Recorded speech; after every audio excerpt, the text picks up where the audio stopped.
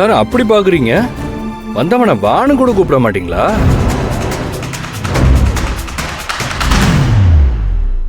வீடு தேடி வந்து திருப்பு விழாக்கு நான் கூப்பிட்டிருக்கேன். அது எப்படி வான்னு கூப்பிடாம இருப்பேன்? கரெக்டான நேரத்துக்கு தான் வந்திருக்கேன். வாடா தம்பி.